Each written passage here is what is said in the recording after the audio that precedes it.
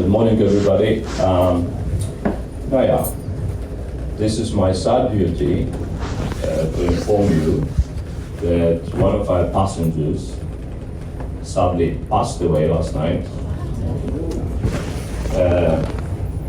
Tragic as it is, it was due to natural causes, we believe, and also whatever health issues he was struggling with, I'm told by the doctor, were not infectious.